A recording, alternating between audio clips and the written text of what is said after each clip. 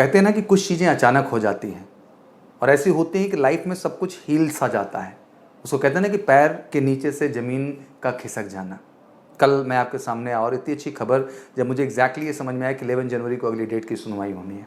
हाँ, थोड़ा सा डर या संशय था कि नेवी इस प्रोसीजर को फास्ट कर सकती है और वो एग्ज़ाम को बिफोर ऑफलाइन कराने की कोशिश करेगी 11 जनवरी होने वाली कोर्ट में सुनवाई से पहले। और वहाँ एक बड़ा लंबा सा एक्सक्यूज़ वो दे देंगे अच्छे से कि sir due to corona issue हमें ये दिक्कत थी, ये चीज़ें फाइनली वो चीज़ उन्होंने कर दिखाई। मुझे लगता है ये बहुत ही सैद्धांतिक तौर पे गलत है और नेवी को ऐसा नहीं करना चाहिए था। हम आश्वस्त थे, चलो अब एग्ज़ाम ऑफलाइन नहीं होगा, चीज़ें ऑनलाइन प्रोसीजर में होगी, क्योंकि इनको कहीं ना कहीं इस चीज़ को जस्टिफाई करना टफ हो जाता है। बिकॉज 2020 में भी ऑलरेडी इन्होंने इस प्रोसीजर को फॉलो किया था। कोर्ट्स इनसे सीधा पूछती है इस बात को कि जब उस प्रोसीजर को आपने फॉलो किया तो आखिर उस प्रोसीजर को ब्रेक क्यों किया आपने? आखिर मेरिट तो कोई आधार नहीं होना चाहिए किसी बच्चे के सिलेक्शन प्रक्रिया को लेकर के। तो नेवी ने यहाँ से दिमाग लगाया, क्योंकि उनको लगा इतनी प्रक्रिया हमने डन कर ली है तो आगे हम किसी तरह से फंस ना जाए। जैसे नेशनल डिफेंस एकेडमी की प्रक्रिया में यूपीएससी ने इतनी प्रक्रिया डन कर ली थी, उसके बावजूद उनके ऊपर दबाव आया कोर्ट का और डेट बैक टू बैक लगती रही। वहाँ डेट थोड़ा फास्ट लगी, वहाँ डेट जो लगी वो 18 अगस्त को लगी, वहाँ डेट जो लगी 8 सितंबर को लगी, वहाँ डेट जो लगी वो 22 सितंबर को। बिल्कुल फास्ट ट्रैक तरीके से चीज़ें चली और मजबूरन उन्हें 24 सितंबर से उस चीज़ को लागू करना पड़ा और स्ट्रांगली कोर्ट ने इस चीज़ के लिए उन्हें दबाव भी डाला और फटकार भी लगाई थी। मुझे लगता है इंडियन नेवी इस चीज़ से बड़ा तगड़ा सबक ली थी और वो तैयार बैठी थी कि हमें नेक्स्ट डेट बढ़ा देना है जिससे कि इस गेम को हम पूरी तरह से कर जाएं। और वही हुआ। आज सुबह 10 बजे जब नेवी की साइट अंडर मेंटेनेंस था तो कहीं ना कहीं हमारे दिमाग में ये चीज़ें चलना शुरू हुई थी और हम चिंतित हो रहे थे कि आखिर ये जो चीज़ हो रही है इसका कारण कहीं ना कहीं ये हो सकता है। लग रहा था कहीं ना कहीं कुछ वाकई में होने वाला है। हम लोग पूरी तरह से उम्मीद लगाए बैठे थे कि नेवी 10+2 बीटेक की जो एंट्री हुई थी आज शायद उसकी मेरिट लिस्ट पब्लिश होने था। हाँ, 1-2 दिन के अंदर उसको भी पब्लिश कर देंगे, बट हमें ये उम्मीद नहीं थी कि नेवी कहीं ना कहीं ये चीज़ कर बैठेगी। नेवी को कोर्ट में जवाब देना था और नेवी ने गलत किया है। इसके लिए उन्होंने डर करके ये प्रोसेस किया है, क्योंकि उनको पता है कि 11 जनवरी से पहले हम प्रोसीजर का डन कर लेंगे तो किसी तरह से उनको दिक्कत नहीं होगी, क्योंकि वो जस्टिफाई कर ले जाएंगे कि हमने सर इतना प्रोसीजर कर लिया था, हमारी डेट सब शेड्यूल थी और हमें वो चीज़ करनी ही करनी थी। बट हाँ, आगे आने वाले एग्जाम के लिए हम पूरी तरह से तैयार होंगे और उसको बिल्कुल जो है ऑनलाइन मोड में ले जाने की कोशिश करेंगे। जी हाँ, नेवी ने आपको ASR और MR का कट ऑफ 2022 बैच के लिए रिलीज कर दिया है। अब ये कोशिश करेंगे कि एग्जाम जल्द से जल्द कंडक्ट करा लिया जाए और कोशिश क्या करेंगे, आप सबके पास तो डेट भी आ चुकी है, बिल्कुल ऑफलाइन मोड में करने जा रहे हैं। अगर 11 जनवरी को हियरिंग का प्रोसेस होता तो कहीं ना कहीं चीज़ें बदलने वाली थी, चीज़ों पे स्टे लगते और ये कुछ ना कर पाते। बट अगर ये प्रक्रिया डन कर लेते हैं तो कहीं ना कहीं के लिए आसान हो जाएगा इस चीज़ को जस्टिफाई करना कि सर इतनी प्रक्रिया को हमने डन कर लिया है, अब हम इसको बीच में रोक नहीं सकते, इससे बहुत सारे बच्चों का भविष्य रुक सकता है। अतः पुनः जो आने वाला नेवी का हमारा एग्जाम होगा उसमें हम ऑनलाइन प्रक्रिया को करेंगे, क्योंकि कोरोना से भी चीज़ें हट चुकी है। तो इस तरह की पॉजिटिविटी दिखाने की कोशिश करेंगे। अब ये देखना होगा कि आखिर कोर्ट इस चीज़ को लेके किस तरह से लेती है। बट यहाँ 2 ऑब्जेक्ट इन्होंने फंसा दिया। टेक्निकली एक तरफ जो बच्चे एग्जाम दे के बैठेंगे, क्या इनके भविष्य को रोका जाएगा, या एक तरफ वो बच्चे जो एग्जाम का इंतजार कर रहे हैं। बट इन सब के बीच मुझे पता है कि एक अच्छा बीच का रास्ता निकलेगा और ईश्वर चाहेंगे बेटा तो एज रिलैक्सेशन के चांसेस हो सकता है कि कोर्ट में जो डिमांड है उसको ये फुलफिल करने की कोशिश करें। दैट मीन एज रिलैक्सेशन मिले और अगला एग्जाम जो पुनः ये कंडक्ट करेंगे मार्च महीने में उसको ये ऑनलाइन प्रोसीजर में ले जाने की कोशिश करें। इसी बात को लेकर के कहीं ना कहीं स्टैंड यहाँ पर क्लियर किया जाएगा। मैं जानता हूं कि कहीं ना कहीं जो हमारी दरखास्त हो कई प्रॉस्पेक्ट को लेके थी। एक तब ऑनलाइन एग्जाम तो हमारा था ही, बट उसमें प्रायोरिटी बेस कहीं ना कहीं हमने एज रिलैक्सेशन को लेके भी बात किया था और एज रिलैक्सेशन का भी स्टैंड हमारा स्ट्रांगली है और लाजमी सी बात है कि उस बात को लेके वहाँ पे 11 जनवरी को पॉइंट रखा जाएगा और इन्हीं के बीच समन्वय। दिल से थोड़ा सा दुखी हूँ, बट कहते हैं कि सो मस्ट गो ऑन।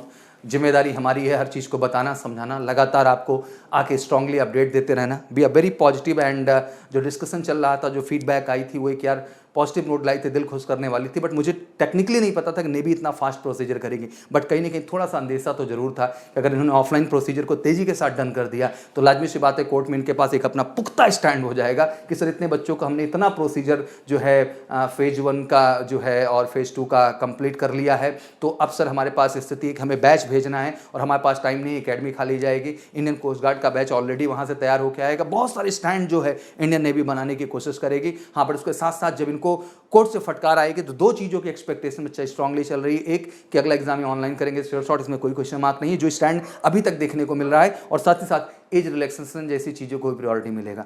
इस बार परसेंटेज कट ऑफ का बात करूँ तो मुझे लगता है कि मजाक बना के रख दिया है। हर चीज़ को मैं सीरियसली जाके देखता हूँ। बेटा मैं आप सबसे यही कहना चाहता हूँ कि ये जो हालात हैं ये अजीब हैं।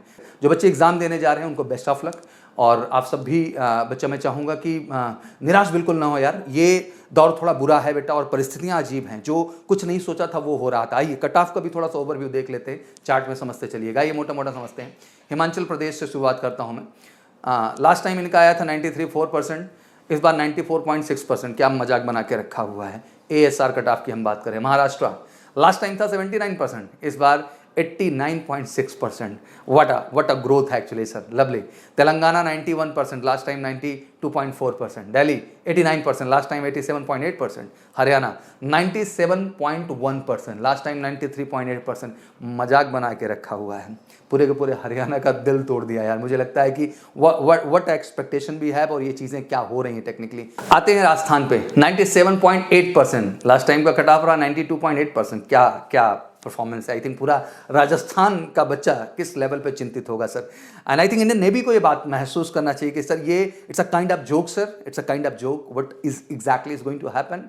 Let's talk about Odisha 87.8%, Uttar Pradesh 91.2% sir, beyond the limit. Cut off last time का 88.6 sir. Bihar 89.4% sir, last time 88.6%। Uttarakhand 94.2% sir, last time 92.1। मैं सर क्या कट ऑफ बताऊं, बच्चों को तो एनालिसिस सब पता ही है ओवरऑल, बट ये दुर्भाग्यपूर्ण है और हमें एक्सपेक्टेशन नहीं थी बेटा ऑनेस्टली। और कल जब मैं आया था तो बड़ी पॉजिटिविटी के साथ आया था और जो आदेश थे, जो चीज़ें थी, जो ड्राफ्टिंग थी, उनको एनालाइज करने के बाद जो स्टैंड 11 जनवरी को हैं उन पहलुओं को भी मैं क्लियर कर रहा हूँ आपके सामने। बट मैं यही लास्ट में कहना चाहता हूँ बेटा कि it's really tough time and obviously आपको अपने पेरेंट्स का भरोसा कायम रखना है बेटा।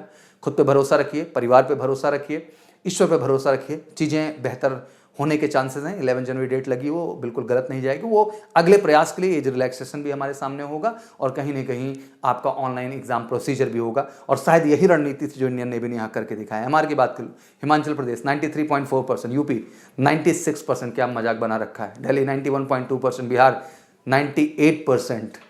मतलब बिहार का आप परसेंटेज देख लो, they are going to for the MR. Madhya Pradesh 93.8%, Haryana, Telangana, Andhra Pradesh 100%। क्या परफॉर्मेंस का क्राइटेरिया है सर। मतलब अब तो बस अब कुछ कहने लायक नहीं है। दस नथिंग टू से मोर, ज़्यादा कुछ कहना नहीं है बेटा। बस यही कहना चाहता हूँ कि एक बुरा दौर था, बुरा सपना था, भूलो।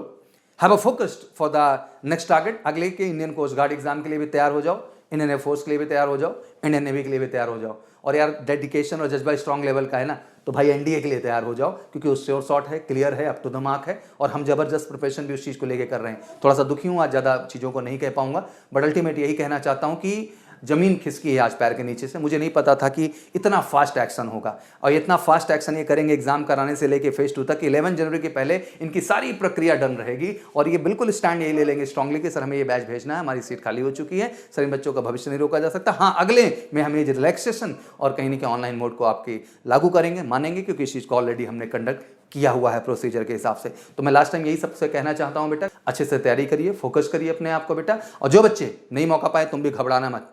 लॉयंस हो तुम, शेर हो।